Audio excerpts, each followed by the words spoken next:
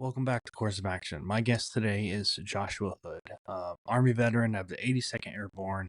He's also a USA Today and Publishers Weekly best-selling author. He's a master of action. His latest book, Burnout, drops soon, and you should definitely check him out. So, without further ado, Josh Hood.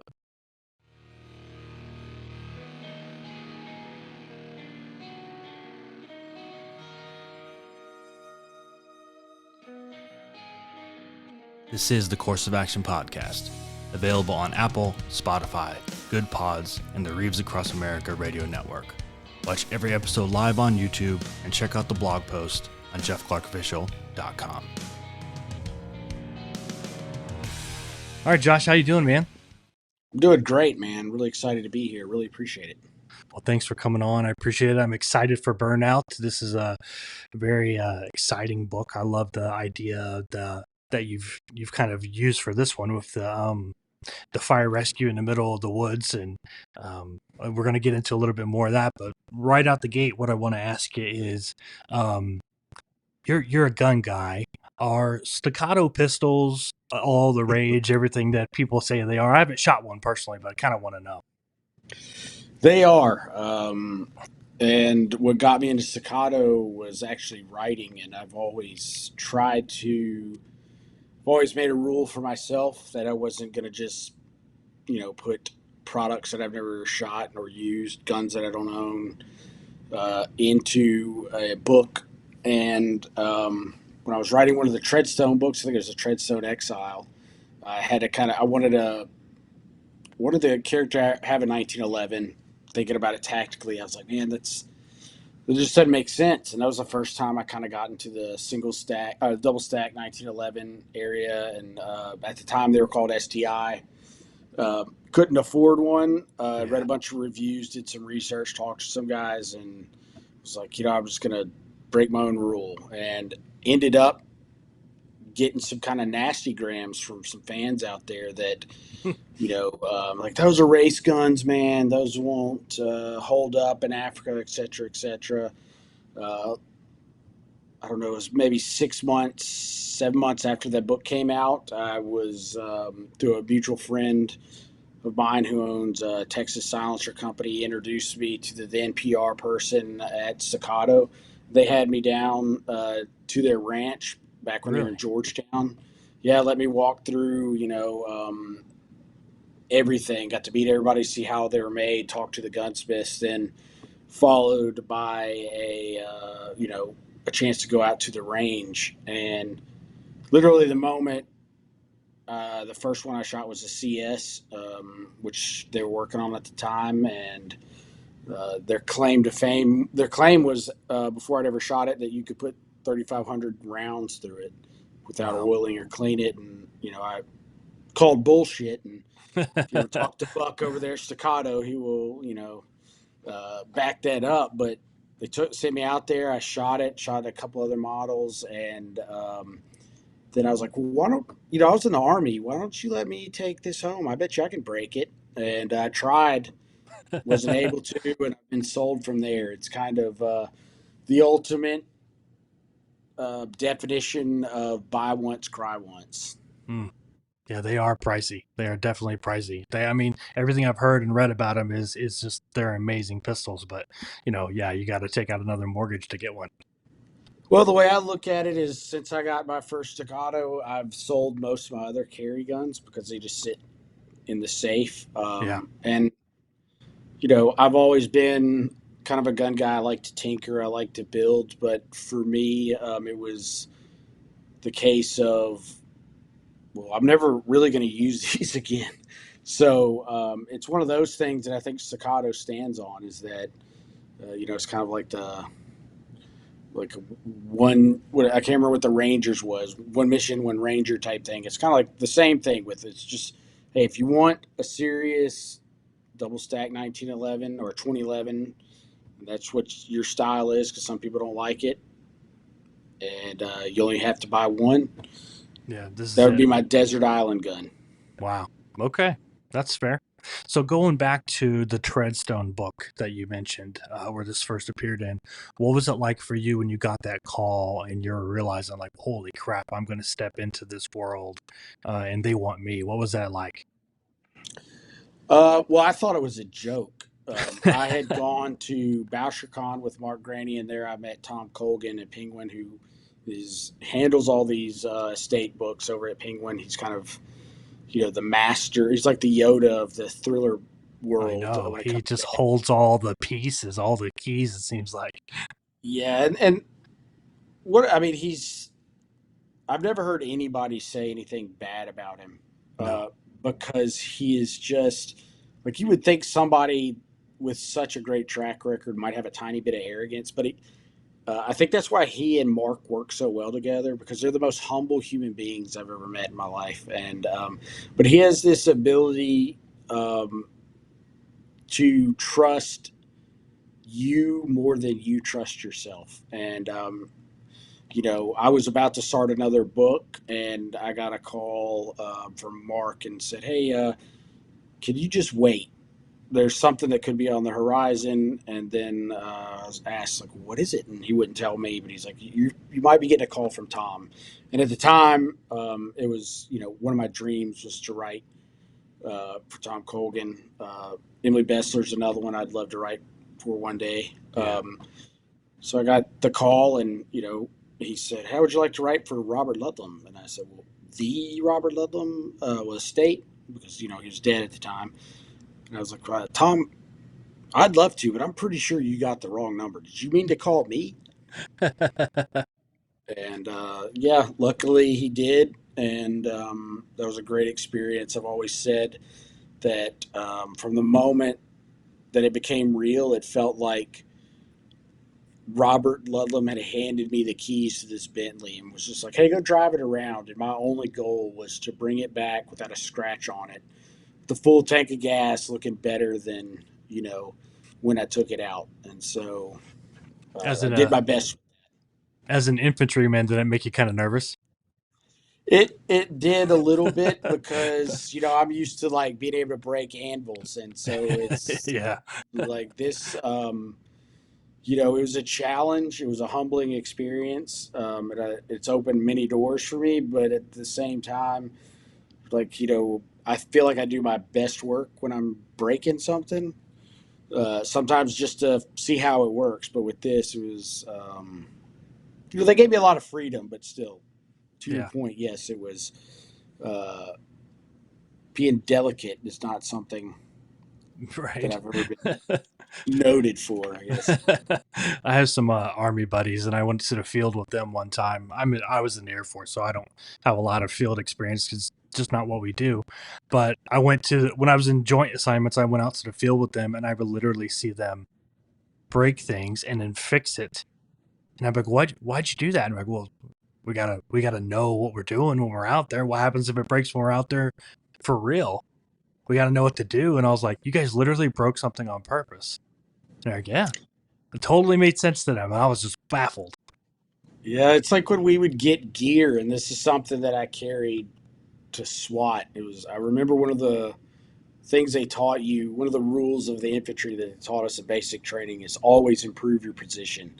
And that's something that I've kind of carried through my life. I believe that that's a motto you can kind of put anywhere. And so we would get the kit, like the vest or whatever that held the ammo or whatever. And um, the first time I got it, it was all nice and new. And you sign a hand receipt, as you know, and if Hmm. you lose it, you're buying it. And Yeah. I would see the senior E4s immediately start pulling out razor blades and cutting Molly off. And I'm like, "What are you doing?" Tying stuff together with 550 cord and duct tape. And it's, man, always improve your position, man. Like, it's nice, but it's not going to work for me. It'd be better if this pouch was here and this pouch was here. And so Yeah. I think that's a trait.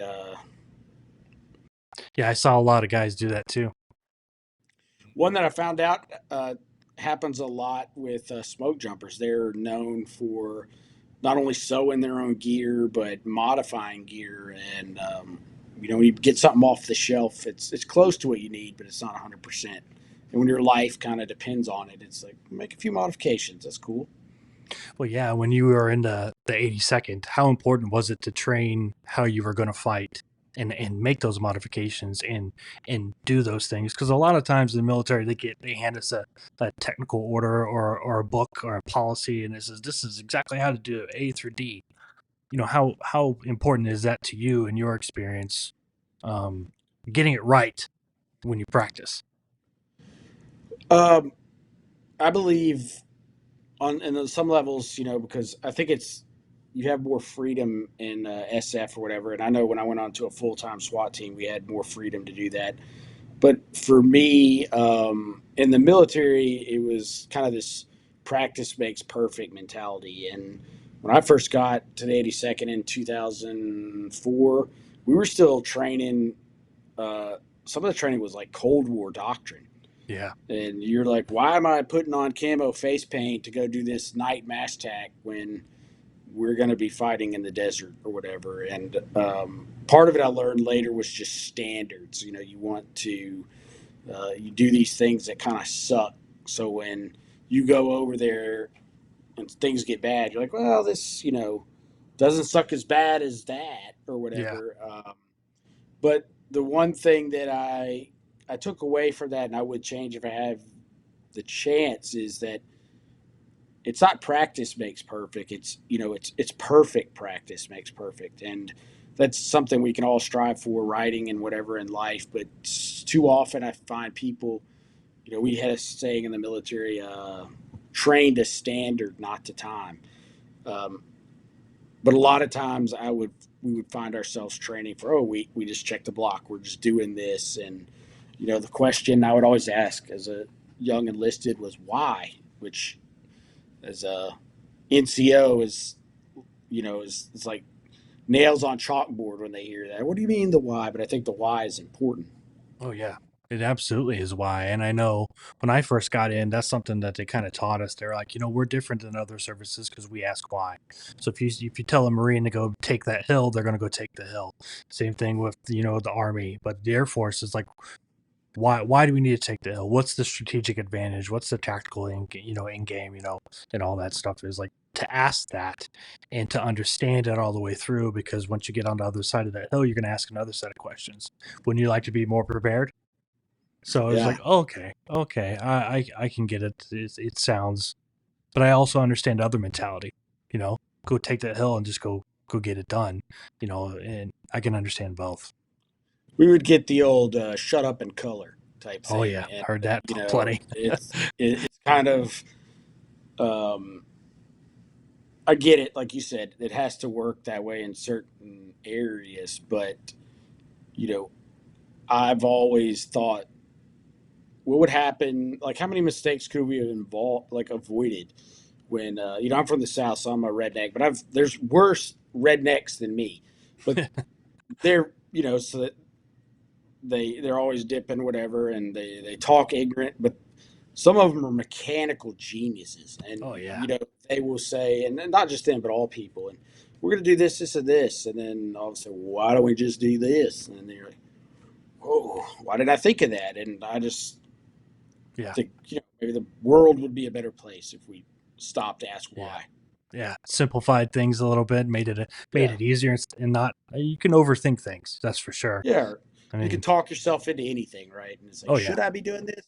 Mm-hmm. Mm-hmm. Now, when you were on SWAT, there was a time when you responded to an emergency and someone was shot, and you wrote I think you wrote an article on this. I read it today, about the use of, I think it was a tourniquet and kind of how you responded. Can you kind of walk us through that a little bit and how important it is to kind of keep your calm when shit hits the fan? Well, yeah. The thing for me is when you tell somebody, oh, you were in Iraq or in Afghanistan, you did SWAT, like it must have been scary. And for me, like I never felt more peace in my life than those times. Mm, Um, and the SWAT, especially, it was kind of being, we were a full time SWAT team. So we've worked, I've shot with SEALs at, Mid South or Shaw's. I've, been up to Darcy and these places and T1G. And the idea of that slow is smooth, smooth is fast, people kind of like, what does that mean? And I think it hits on what you said, just, being calm, or what I considered being in the moment. And so, particularly what you're talking about is, I believe that in a stressful situation, we revert to the last skill set that we mastered. And on this particular day, it seems like it always happens this way. We were on the tail end of a double and about to go home.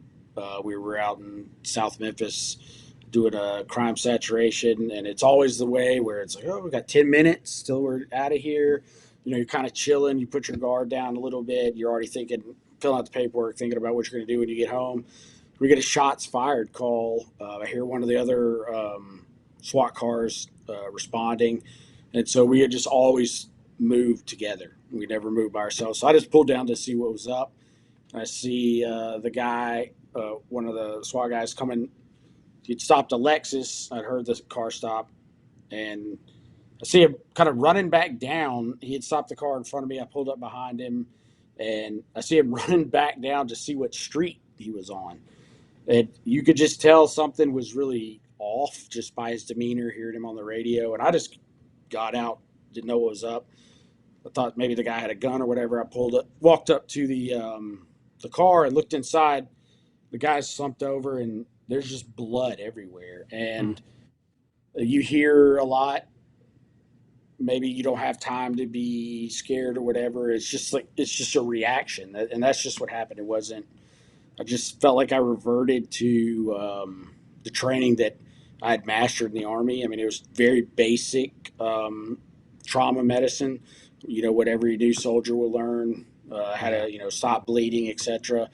And so I pulled him out, and so the debate this is kind of like an ongoing, not a joke, but I've gotten a lot of flack from this from some SF medics and other trauma medics, because I put on 2 soft tees and it still didn't stop the bleeding because it looked like his femoral artery was cut.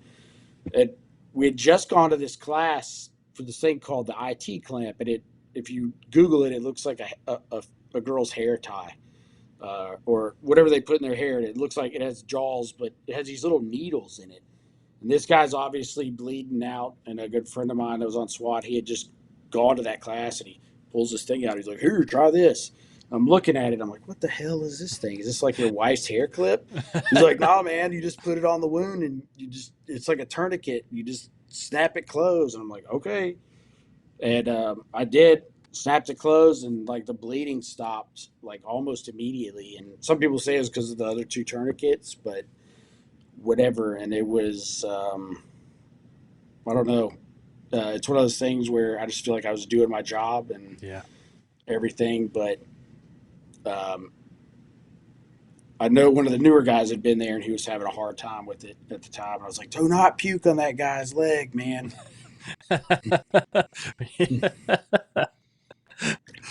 Wow.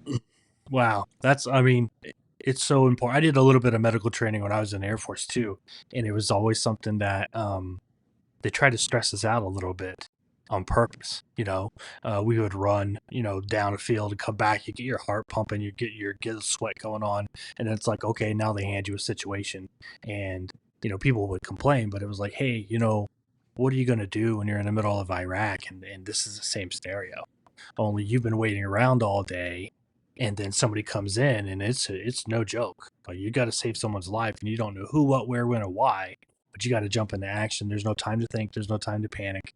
You really got to just rely on what you've been told and what you've been taught, and just go back to that. And I think the most effective training is getting as close to real world as possible. It's the idea that if you stay ready, you don't have to get ready. Yes. And, I'm guilty of this myself, because there'll be periods of time when I'm working on a book or whatever where I'll stop going to the gym for a while, or I'll stop shooting for a while. And then somebody, not too long ago, Mark invited me to go out to the range, and I hadn't been shooting in a while. And I knew, Mark Graney, like, the guy could shoot. And it's almost like there's a part of me that was like, I'm sure, muscle memory and all that. Yeah, And I'm good. I go out there, we're shooting steel, and he just smokes my ass. And it's, he'd been training, he was sharp, and I was dull. And it was one of those things that, yeah, muscle memory might be a thing, but it's not a thing like you think it is. Yeah, like I don't shoot often, and as I should. I should shoot a lot more often, but I know it takes me, a handful of magazines to get Warm back up, up to yeah. speed. Yeah, yeah, and I've only had one time where I went out there and I ring. I hit all the. I had one of those steel targets that has the dots on it that you can flip over to the side, and I hit all 9 in a row, going all the way down the side, and my dad was just blown away. But it was just pure luck. I mean, there's no way I was spot on in every single one of those. Like you got to stay ready.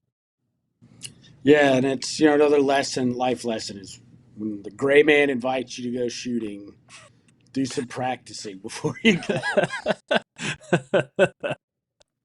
So let's talk a little bit about writing. When did you get into writing, and like what was the big inspiration behind that? For me, I got into writing. Don't know why, but I specifically remember. I think I was in seventh or eighth grade, and I was visiting my grandparents out in California. I used to go out there every other summer, and they played bridge, so they would kind of like let me go rent movies back when. Talked to my son about renting movies. He's like, "What?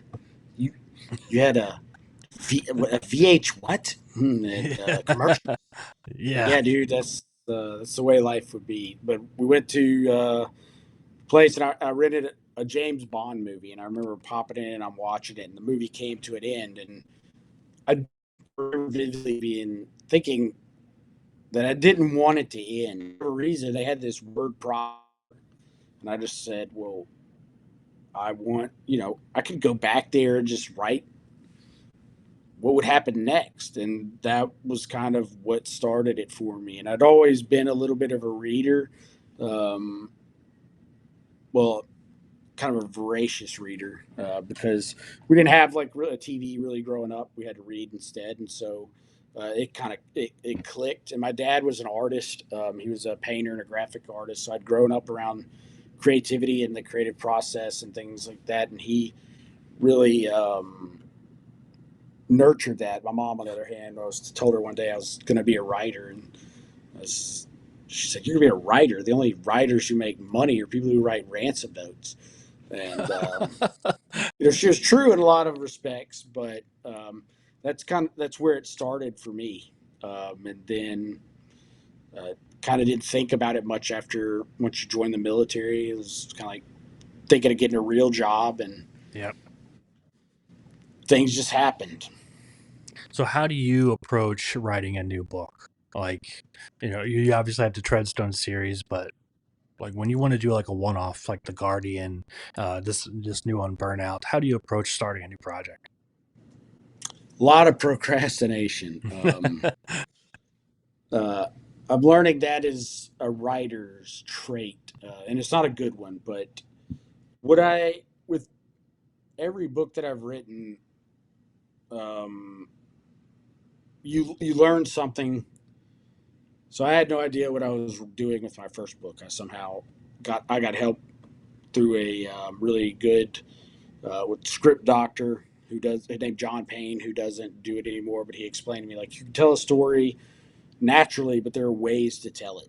Because when you read a book, things are so effortless. You think it's easy, but Yeah. there's a lot of work that's going on that you're not really seeing or not understanding, um, and so I've never read any of my own books, but the first two, as I kind of remember them, they were okay. But you learn something. The bar gets a little higher. Then with Treadstone was the first book where I started to think about maybe a different type of a hero, a different type of a journey, and I wanted to have a guy that was more human instead of this kind of bulletproof hero. And so, what if he has kids? What if he has a failed marriage? And so, for me, the two things that always kind of go hand in hand are the idea, like with Burnout. I'd love to just write a book about smoke jumpers because I don't know anything about smoke jumpers, and that seems cool. And the other thing is, well, how would you create a hero, or what environment would you put a hero in if he wasn't a Navy SEAL or this super dude? Somewhat of a regular guy, but you kind of got to punch it up because no one wants to read about, like, let's say me. No one wants to read about me going to the store and doing this. So Right. that's kind of what comes to me first, is the idea of that'd be cool to do, or that is somewhat interesting.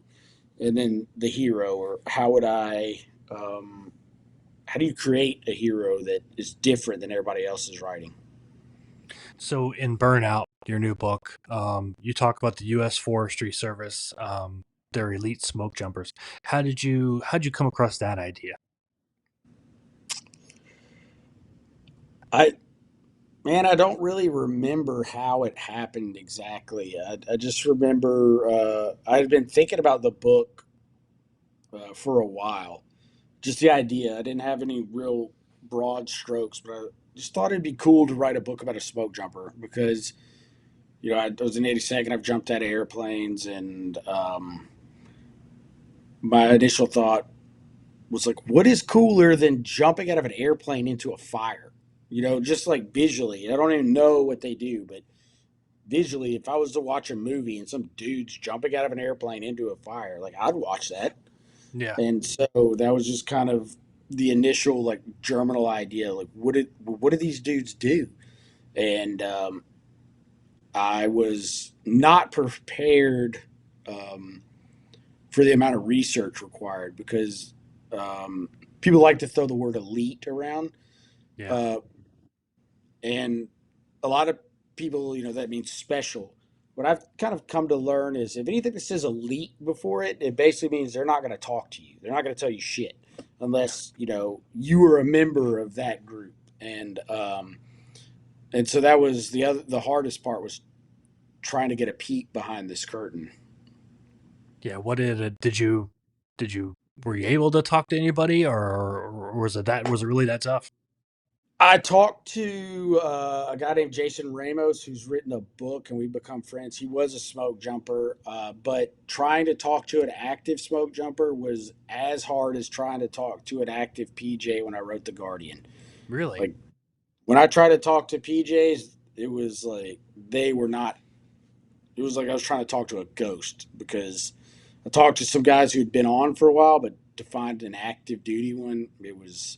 And I don't know if in the force surface it's because they're too busy, or I just know that when I reached out, there were crickets. Wow. Really? I'm kind of surprised by that. But then again, I could also understand, the ops tempo, and the Yeah, OPSEC they and got all better that things to stuff. do. Yeah, I With can the understand it. PJ, you know, I wasn't surprised, but I was a little surprised. Like, you don't have a PR dude or anybody. Yeah. They're like, no, we got other things to do. And Wow. well, considering the job, that's cool. But Yeah. I'm glad you're doing that. yeah, I hope you're doing that if I ever need you. Exactly. I hope you're too busy training to entertain an interview with me, because that's pretty damn important when it comes down to it. 'Cause, that's a tough job. I mean, I've met a couple of PJs in my career, and when we say the word elite, this is the caliber of guys we're talking about. I mean, they're ready for anything.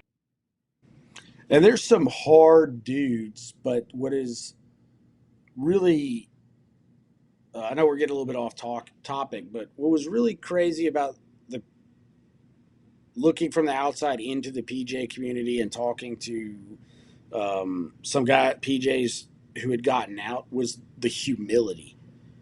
I've never met really anybody that operates at that high of a level and is so knowledgeable. I mean, the medicine stuff that they were knowledgeable out, the jumping, the diving, the swimming, but utter humility.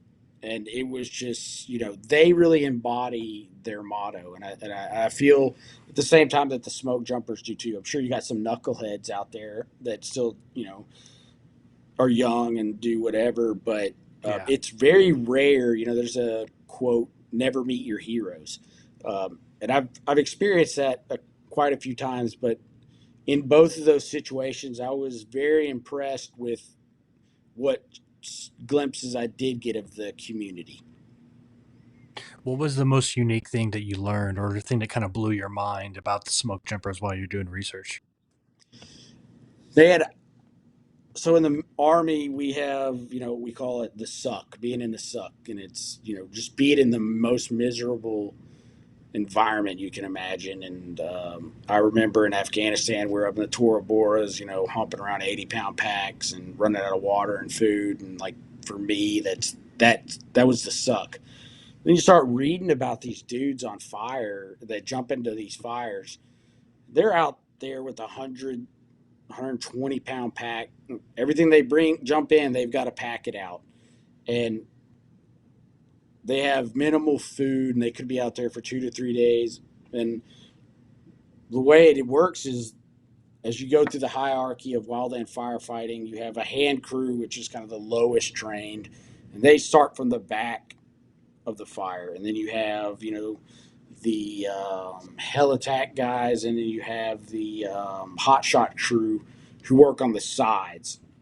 Well, smoke jumpers, what they call a tier one, and they actually jump ahead of the fire and move into the path of the fire to divert it or cut it off. They call it cutting the head off the snake. Mm. And when you start reading and getting an understanding of the temperatures involved, like to get up at one of the fires, it was talking it's 120, 130 degrees, and to get to that, it might have even been more, but to get to that temperature range, I put on a bunch of clothes and a jacket and got in a sauna, you know, and I was in there for 20 minutes and I was done. And they operate in that environment for hours, Mm. drinking gallons of water, you know, Oh yeah, an you'd hour. have to. You'd have to. You- It's just like, talk about the suck, and it's no resting. It's no like, oh, I'm just gonna chill out here. It's, they pride themselves in what they call digging line, which is the line where they tear into the what they call the duff, the grass and everything, and they strip it down to the very base soil. And so a good team is based on how much line they can cut in an hour. And I can't remember the exact numbers, but the smoke jumpers, they almost take perverse pleasure in just being able to push themselves, harder and faster. And I've heard a story, and I don't know if it's true, that David Goggins tried out for the U.S. Forest Service smoke jumpers and actually wasn't selected. He ended up going. I don't know if that's true. It's just like one of the rumors that I heard, but I think he went with another team and kind of deployed up to Canada. But if you're thinking, well, if David Goggins ain't gonna make it, like, what chance do I have? yeah, he's one of the toughest guys on the Yeah, planet. on the I mean, planet. And uh, he didn't get. If that's true, that's insane. So they're actually digging like a yeah, line, like a trench, like they not like super deep, but like no, it's not super deep, but so I talk in the book about the different tools that they use, and like, after you've been there a while, you get to use the chainsaws to cut down the bigger trees. But they have this tool called a Pulaski, and it's an axe on one side and a hoe type thing on the other side. And so they use that to, cut out the roots of the tree and knock the tree down. And then they're literally like, anything combustible is getting dug down to the mineral soil, which is, below the root where nothing can burn. And they're just watching wow. some of the videos. They're just in a line. They're just trucking, and I felt bad for the guys, closer to the back, because they're just getting dirt thrown on them. And the very back is the supervisor, and he has this type of rake, and he's going through raking everything to make sure there's nothing left. And when you look close at what he's raking, it looks like, he's raking a Zen garden. There's nothing left that's going to burn, and it's just to see them doing that for hours and hours and hours on end. While there's a fire burning around them, Yeah, it was pretty impressive. it's insane. I hate mowing my yard on my Yeah, riding lawnmower when it's above 90 degrees outside. And these guys are, I right. mean, I'm sure they're in a full suit and they're Full geared up Nomax helmet, carrying their pack, like everything they need. They're and they're digging in the dirt. carrying, and they're just digging in the dirt. Um, and being from the South, I'd never. I knew that wildfires existed, but doing the research, I didn't realize, the size where they're, burning hundreds of thousands of acres a day, how fast they're moving. Oh, This yeah. fire can get up to 60 or 70 miles an hour at a time. And, reading about that is almost like the fire takes on its own personality, Yeah. because it eats it, Oh, you yeah. know, uh, it is just the amount of knowledge they have, just to weather and being able to tell things by the smoke, what the fire's doing by the smoke and the color of the smoke. It was just it takes 5, 6, 7 years of working seasons up from a hand crew up to get there, and they're amazing. It's Yeah. not a job I would want to do. Oh, no, no. We have, Not for long. yeah, no. We have fires here in Oklahoma, but we'll have grass fires or we'll have old, dried up wheat field fires. And it's amazing how fast those can burn. I mean, those will just go up and then 100 acres later, and nobody has even responded yet because it's just so dry. And Right. if it's a windy day, a 25, 30 mile an hour gust, it just pushes it And further. it's always windy. My best Oh friend yeah, lives in Oklahoma from the Army, and I went up there hunting yep. this year, and I asked him, "Does the wind ever stop?" And he said, "No, it doesn't ever stop." As I told him, it kind of felt like being in Kuwait. You just have this hot wind always in your face. Mm-hmm. Yeah, it's a couple deer seasons ago. I was in a blind. I think it was like almost Halloween, close to October, and it was like 97 degrees. And I'm just sitting there sweating, in an open air blind too. I got the windows down as much as I can, just trying to cool off. I'm like, there's no deer out here. They're in the shade where I should be. And that's what I told him. I drove out there, and it was after Thanksgiving, but it was still kind of hot in the 70s. But it was that constant wind, and Yeah. we were up on this. He built this platform, and it's kind of rocking. And I was like, "There, I don't care what you see on the deer camera in the morning. There are not any deer out here right now." Right. And it's so flat you could see for miles. I was like, there ain't shit out here, man. He's like, no, they're gonna come when the sun starts to go down. I was like, I've been hunting a long time. They're not here. And sure enough, we didn't see any for 4 days. But it was one of those things where I don't know. I was like, how do you guys live in Oklahoma? Yeah, well, when we get a rare day where it's not very windy, it's like you better capitalize on it because, yeah, like even today it was windy, but sometimes it's not. It'll be windy and it'll kind of calm down and like halfway through the day and it'll pick up again and it's just very weird and it'll swirl. That's the worst. That's the worst part Yeah. about hunting here is that the wind swirls. If it just blow one direction, I'd be fine with that. But it will swirl on you and it's like I can't play the wind when it's like that. Well, what was interesting is they had just gotten this property, and it was a massive property. It's outside of Oklahoma City, and so they had set up this little. It had a little bluff, and you had this open land, and um, so after the first second they had not seen any deer. I was like, dude, let's just walk around and check this out. So we walked around, and the way the train was, I was like, they're going to come to the feeder or whatever, but they're going to come sneaky.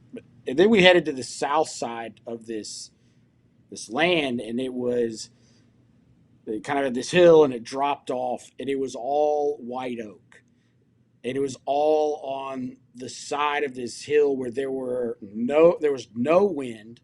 There were acorns everywhere. There's this huge water supply, and there are rubs and scrapes everywhere. I was like, dude, what the hell?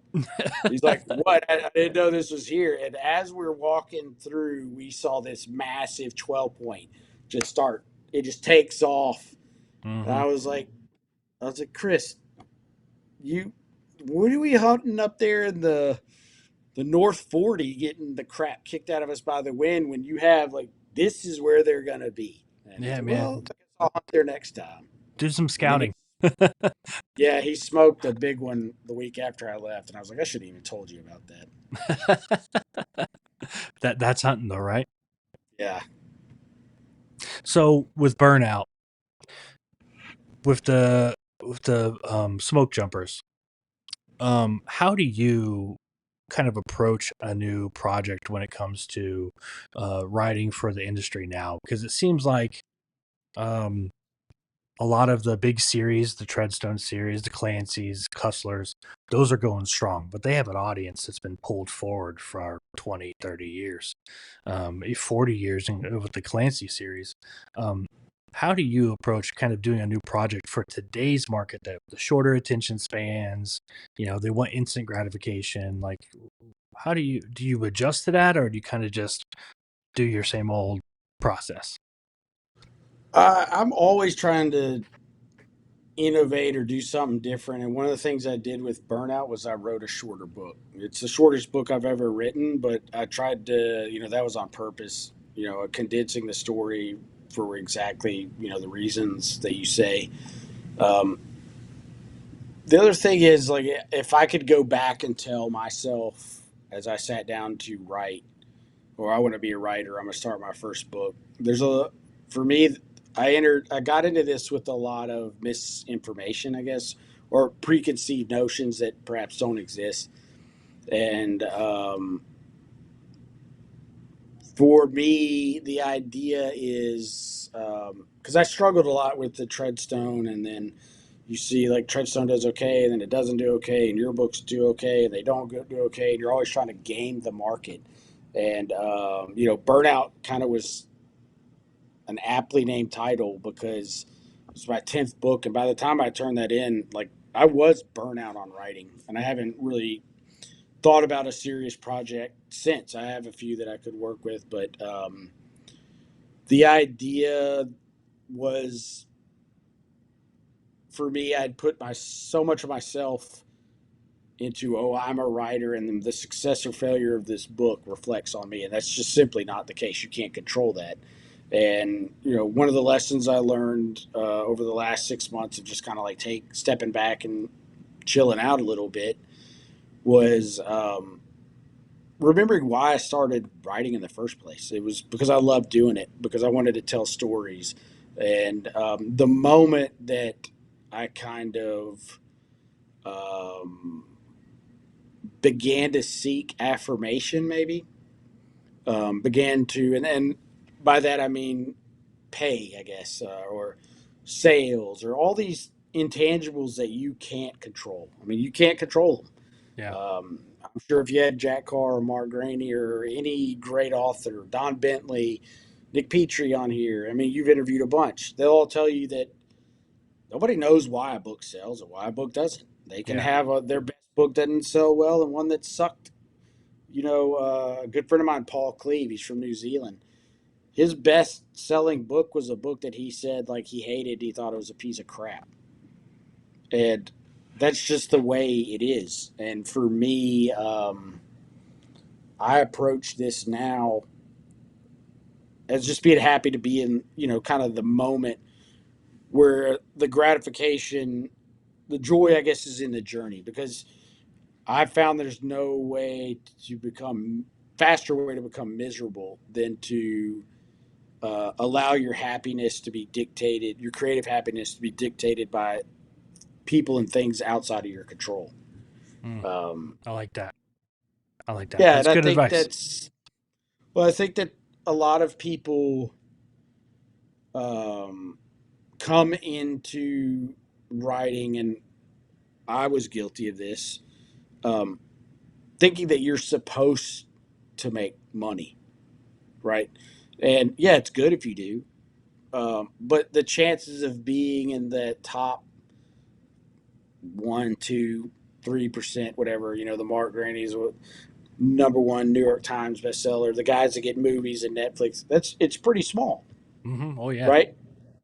And to say if I don't reach that point, I'm a failure, for me became like a very painful uh, lesson that totally robbed the joy out of what success I had. Of I got a book published, I get to talk to you on a podcast, all these things. And it's, for me, it's kind of about perspective. And we go back to the why. Like, why are you doing this? Are you doing Yeah, this to make a bunch of money? Well, if that's the case, maybe this isn't the best job for you.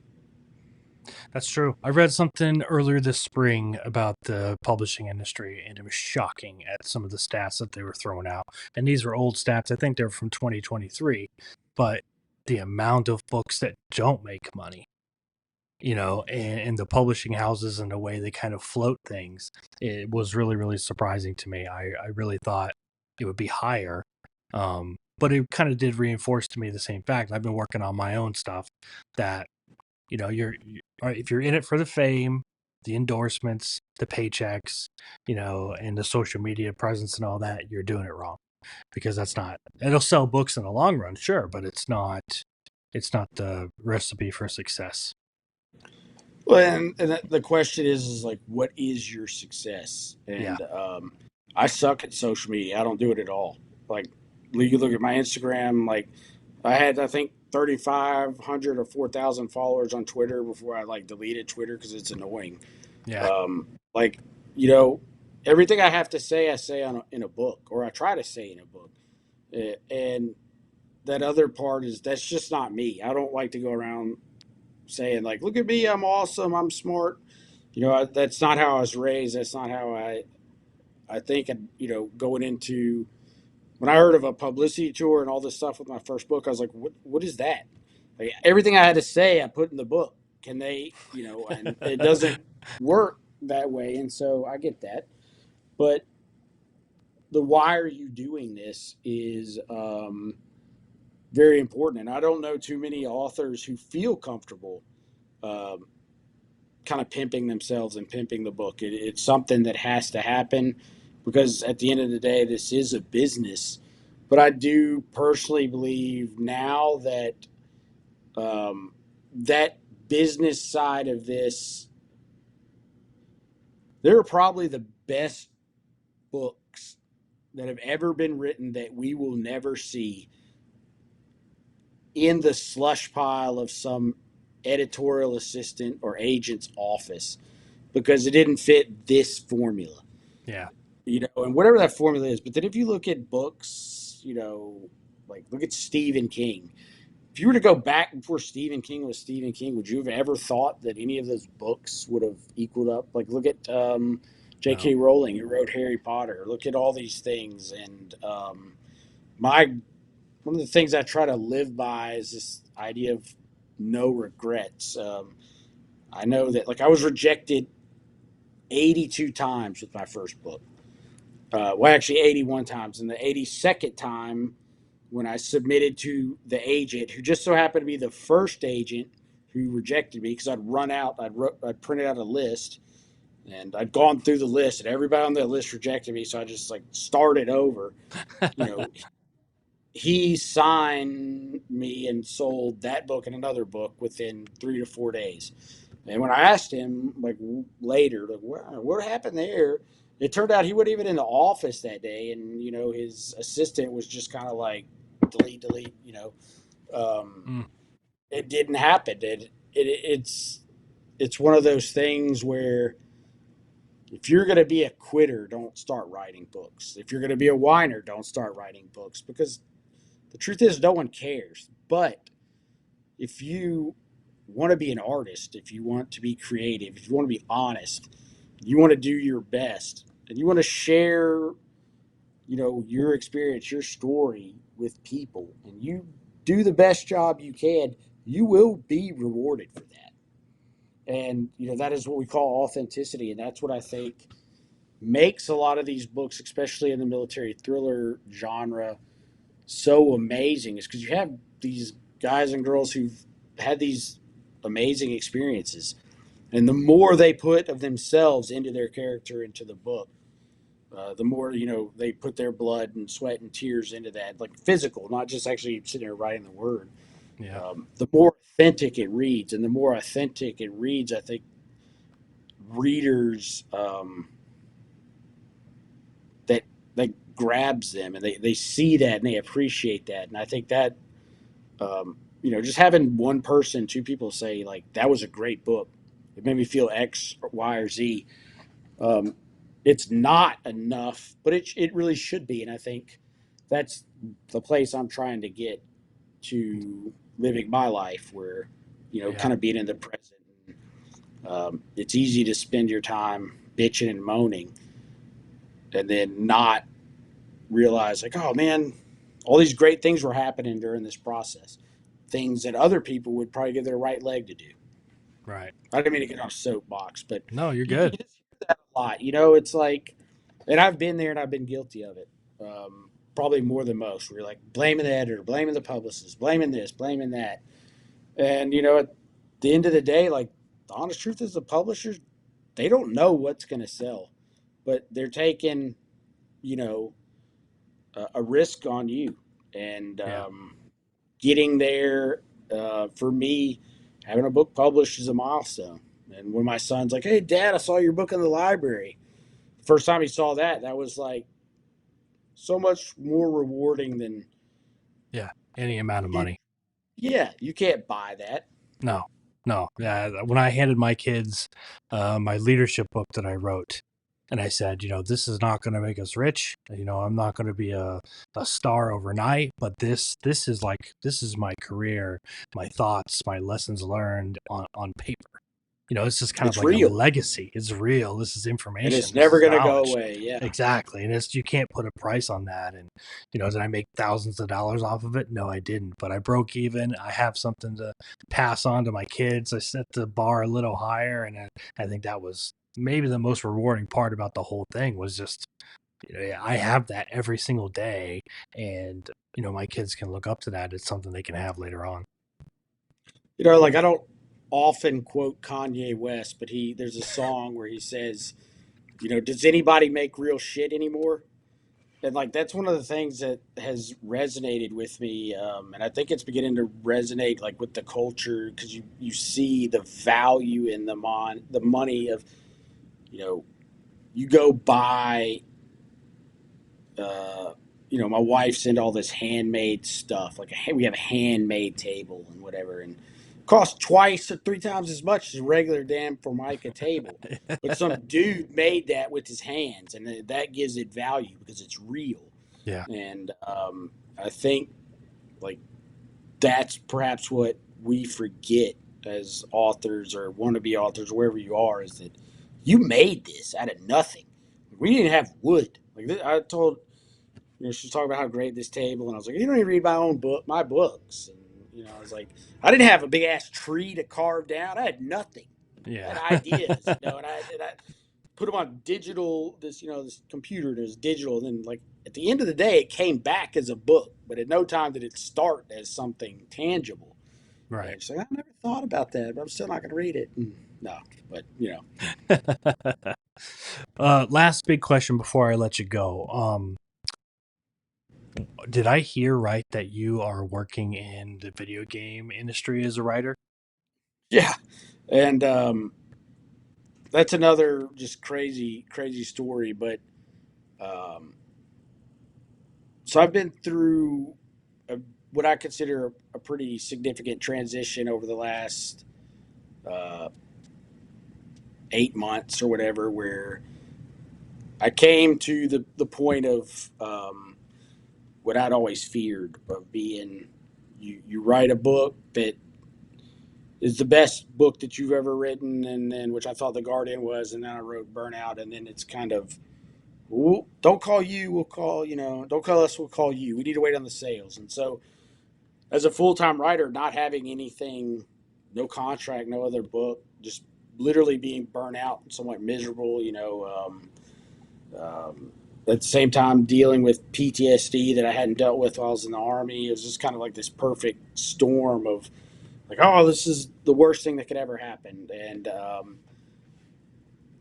so I was actually, I got to go to SHOT Show, and it was because of The Guardian and because of Staccato.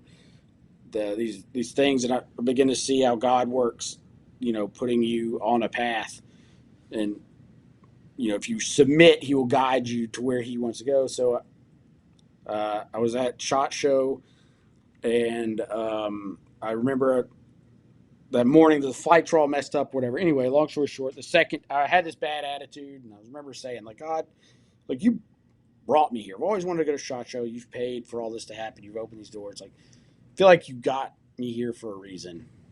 Like, show me what that is. I was signing books later the day. This guy came up to me and was asking, "Were you going to write another one of these books?" And I don't know why I said it, but I said, "No, I think I want to write video games." He looked at me. Well, it turns out he was one of the big wigs at Bohemia who makes the Arma series and Daisy and all that stuff. He said, "Are you serious?" And he gave me his card, and um, we started talking back and forth. And at the time, I was trying to think of, like, what job can I get? I don't want to go back and be a SWAT guy. I'm too old. Like, all I know how to do is write. I know a crap load about guns and war and military. Like, what kind of job can you get? And so they offered me a job to be a writer and military consultant for Arma 4. And, when you look at the responsibilities, it's like writer, knows a shitload about guns. I obviously didn't say shit, but, all this stuff. And it's been very, very exciting. And one of the things is just, you think you know a lot about writing until you go write for a different medium, and then it's just eyes open. But I just love learning and being able to take um, that storytelling and try to apply it to a different milieu has been very, very exciting. So before I let you go, Burnout comes out August 13th. Where can people go to find more about you, kind of follow along, and get ready for the big release? They go to my website, joshuahoodbooks.com. I'm on Instagram. I don't have a big social media thing. It's not really my thing, but Instagram, I think it's Joshua Hood Books. Any major bookstore or Amazon should have Burnout. And yeah, I appreciate it. I think it's an interesting book, including, like, now that actually the fire season is starting. There's a lot of things that I did not know going into this book. How our natural resources are affected, the water shortages, cartels, and these illegal grow sites on Forest Service land. So it amused and interested me writing it, and so I hope that people feel the same way reading it.